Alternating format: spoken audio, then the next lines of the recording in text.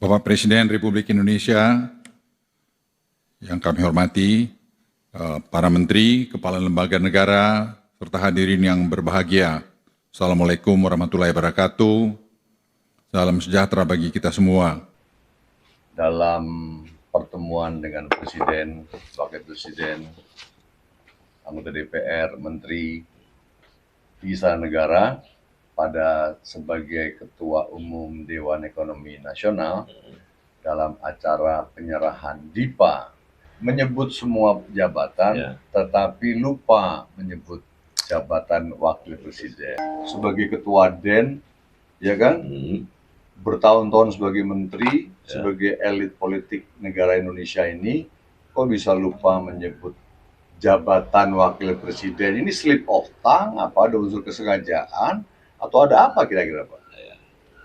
Kalau kita lihat suasana pada waktu itu, Pak, saya melihat seorang Luhut Panjaitan tidak akan mungkin sengaja dalam sambutannya. Kenapa? Karena bagi dia mungkin, kemungkinan besar nih Pak, kalau dia sudah menyebut nama jabatan presiden, itu sudah otomatis termasuk di dalamnya wakil presiden. Adapun dia juga sebut menteri, menteri bukan bagian dari presiden dan wakil presiden, dia urutan ke bawah, terpisah. Itu menurut saya tidak ada kesengajaan menurut saya. Cuma begini masalahnya, bagaimanapun juga Indonesia ini memilih dua calon pada saat pemilu, yaitu presiden sekaligus wakil presiden, kan begitu Pak. Jadi kedua jabatan ini harus juga dihormati menurut saya. Jadi setiap kali ada pertemuan nasional, pertemuan resmi, pertemuan formal, selayaknya tidak hanya menyebut satu jabatan, tetapi juga kedua jabatan kalau memang dihadiri oleh presiden dan wakil presiden. Jadi karena masalahnya begini Pak Jansen, ini bisa jadi bahan gorengan loh. Bisa jadi bahan gorengan, kan masih ada orang-orang yang tidak begitu suka dengan wakil presiden Pak Gibran, Raka Buming Raka itu, sehingga bisa digoreng, wah ini ada apa ini Pak Luhut Binsar Panjaitan kok tidak menyebut jabatan wakil presiden, apakah ada keretakan, ada ketidakpercayaan, atau mulai ada unsur yang menjauhkan kedua belah pihak, atau bagaimana ini Pak? Kan begitu Pak, kita melihat itu bukan sekedar kesalahan atau kesengajaan atau tidak kesengajaan, tapi bisa digoreng loh Pak oleh orang-orang yang tidak begitu suka dengan Mas Gibran ini, wakil presiden. Ya, tapi kan Pak, kalau sekadar katakanlah lupa menyebutkan apakah seorang wapres dengan serta-merta harus tersinggung kalau jabatannya tidak diucapkan.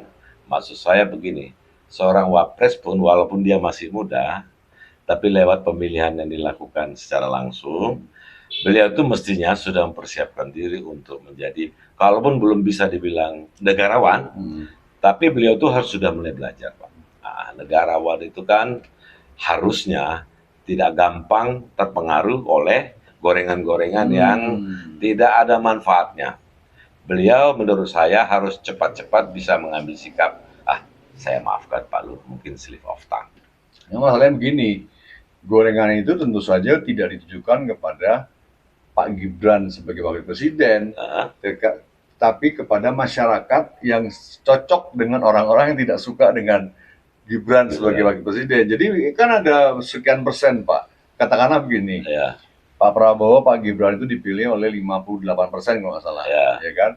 Tetapi ada yang 16%, ada yang 30 sekian persen itu ya tidak cocok, karena secara populasi Indonesia ini ada jutaan juga orang yang tidak begitu suka, katakanlah karena bukan memilih Pak Gibran dengan Pak Gibran, Pak Prabowo dengan Pak Gibran, itu saja menjadi bisa hal yang material loh. Kalau digoreng terus gitu. Ini ada apa? Ini menciptakan kayak semacam kebingungan dari masyarakat. Menurut saya, Pak Gibran sebagai wakil presiden tidak begitu masalah. Yang dimasalahkan adalah potensi penggorengan sehingga bisa mengacaukan beberapa pandangan orang. Bukan semata-mata Pak Gibrannya, tapi justru manusia Indonesia. Di luar dirinya. Iya dong Pak, gitu. Kan gorengan kan ditujukan kepada mereka-mereka yang tidak cocok dengan Pak Gibran itu atau kurang cocok dengan Pak Gibran sebagai wakil presiden itu? Ya, masuk di akal. Tapi itu tadi Pak, kembali seperti saya katakan tadi Pak, kalau dia sudah bisa menjadi wapres, dia harus mampu menafikan hal-hal di luar dirinya yang sebetulnya tidak material untuk dibincangkan, katakan begitu. Atau begini menurut saya, pada saat Pak Luhut sudah selesai menyampaikan pidatonya, sambutannya, kita lihat postur tubuhnya setelah acara itu. Bagaimana reaksi Pak Gibran terhadap Pak Luhut? Saya lihat kayaknya akur gitu loh, nggak ada apa hard feeling. Enggak ya? Iya, Kayaknya biasa-biasa sepertinya aja kayaknya ya, karena dia menyadari saya jadi wapres, ini bapak ini, saya belum jadi apa-apa, dia sudah jadi apa-apa. Oh, Ini kan momen pertama sekali secara formal Pak Luhut menyampaikan sesuatu di hadapan saya dan Presiden. Itu kira-kira kalau Gibran sudah mulai dewasa. Kalau dewasa kan nggak diukur dengan umur, Pak.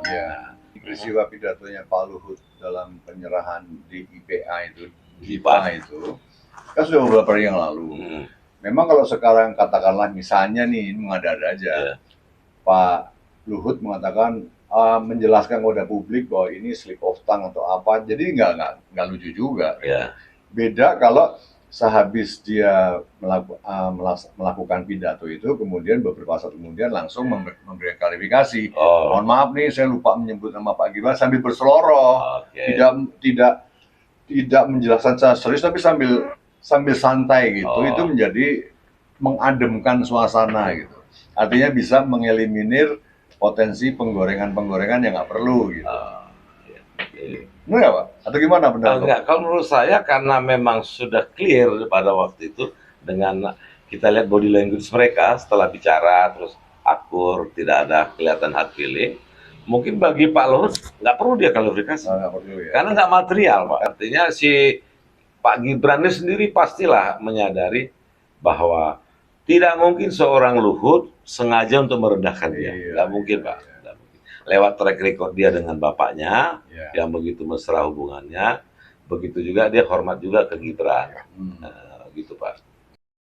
Materi yang dibicarakan Pak Jansen dengan Pak Eko itu nggak nyambung nih, karena gini, Pak Eko itu lebih ke malah goreng-menggoreng, betul, gitu. Jadi ini bukan ke Gibrannya pribadi Gibran. Nah, kita udah tahu Gibran cukup dewasa menghadapi itu. Nah, hanya masalahnya adalah dampaknya di luar. Itu tadi seperti yang disampaikan, ada sekian persen yang memang sering menyerang Gibran dan dikritik terus. Memang dalam pemerintahan ini hal-hal itu tidak boleh ada kesalahan sebetulnya. Harusnya mengeliminir hal-hal yang kesalahan nggak perlu, yang kemudian dimanfaatkan oleh pihak-pihak yang tidak senang dengan terpilihnya Pak Gibran ini, gitu. Dan kalau sudah masuk di sosial media, itu nggak gampang dihapus, Pak. Jadi kita mungkin akan digunakan beberapa bulan kemudian bila ada terjadi sesuatu yang memang pantas dikeluarkan gitu kan, ya kan, makanya itu kan memang ada keretakan, ada apa, ada ini. Kalau sekarang mungkin belum, tapi ini disimpan semua sama orang sebagai peluru di masa depan untuk menyerang seseorang yang memang perlu diserang. Nah, ini memang salahnya. Jadi memang tidak boleh ada kesalahan ya, Pak. Tidak boleh ada kesalahan sedikit pun dalam proses-proses yang berkaitan dengan keformalan negara gitu, nggak boleh, Pak. Nah, memang, tapi nggak tahu apakah perlu klarifikasi atau enggak, nggak ngerti aku. Pak Ako kan khawatir digoreng. Menurut saya, Pak, kalaupun digoreng, dengan kacamata kondisi mereka terpilih dengan menang mayoritas 58%, itu nggak material. Artinya nggak perlu ditakuti. Kecuali kemarin menangnya beda-beda tipis. Itu bisa. Seperti pilkada DKI ya, itu bahaya. 50,07%. Itu bahaya. Karena memang betul ada yang goreng, tapi juga ada yang tidak menggoreng, maksudnya anti penggorengan itu gitu. Jadi nanti akan ada dua pihak memang. Setidaknya ada 3 pihak. Salah satunya kita ini. Jadi ada yang ingin menggoreng, ada yang mengantisipasi dengan goreng-menggoreng itu, ada yang berkomentar lebih netral, lebih mendudukan persoalan dengan maksud saya dengan pemikiran yang lebih netral. Iya. Jadi memang, tetapi memang seharusnya sih seperti dikatakan oleh rekan kita tadi itu, jadi memang tidak boleh ada kesalahan apapun juga, sekecil apapun juga dalam acara-acara kenegaraan. Sehingga protokoler yang mengurusi acara itu harus benar-benar cermat gitu, Pak. Jadi tulisan yang disampaikan itu harus jelas dibaca, mudah dibaca gitu loh. Jangan sampai orang terlewat gitu. Kalau terlewat bisa menjadi bahan-bahan yang bisa merugikan acara tersebut. Betul Gitu. sih. Bahkan merugikan secara nasional. Itu kan Bapak lihat waktu dia pidato, Pak, dia kan baca. Mm-mm. Artinya konsep itu belum tentu Pak Luhut yang bikin. Iya betul, Nah, memang, iya memang kan? konsepnya seorang lain yang Iya, bikin. nah. Tapi yang mengoreksi Pak Kita Luhut. kan nggak tahu juga itu tertulis atau tidak. Oh, Kalau memang tidak tertulis, Pak Luhut kan baca apa adanya. benar berarti Pak. Iya. Nah, betul. Kecuali tertulis, tapi Iya. dia tidak baca. Nah. Baru kita bisa berprasangka. Slip of tongue Slip- atau prasangka atau yang lebih yang tajam, lain, tajam ya. sengaja. Iya. Meremehkan wapres. Iya, Ya betul, kan? betul. Nah, itu kan kita nggak tahu. Ya, jadi konsep itu setahu saya dibuat oleh konseptor, Nah, lalu di draft, Ya. lalu barang jadi. Ya. Tapi itu setelah ada bahan evaluasinya ya yang akan dibacakan oleh pejabat yang akan membacakan itu, memang udah dicek and recheck sebetulnya. sudah kan? Jadi agak mustahil kalau nama, menurut saya loh Pak Ya. ya, menurut saya agak tidak masuk akal bila nama wakil presiden tidak masuk dalam tulisan itu gitu. Oh, Bapak termasuk kelompok tua ini. Waktu Pak. Nah, kenapa? Sesuai dengan usia. Masih romantisme bahwa jabatan itu harus semua dihargai secara utuh. Jangan-jangan yang menyusun itu, Pak, nggak penting banget sih cuma sebut wapres. Karena memang tujuan ini melaporkan ke presiden, Pak, Iya, betul. bukan ke wapres. Bisa jadi ya. Iya, Bisa jadi seperti itu. iya. Tapi kalau menurut saya tetap bahwa wakil presiden dan wakil presiden itu dua jabatan yang memang harus kita hormati Iya. dalam proses apapun juga di negara ini. Tetapi kalau seandainya kalau Pak Jansen mengatakan kalau udah nyebut presiden tidak perlu menyebut lagi presiden, menurut saya sebagai generasi tua ini Nah. kok gimana gitu rasanya. Begitu Pak ya? Ya boleh, Bapak Iya, begitu iya. boleh.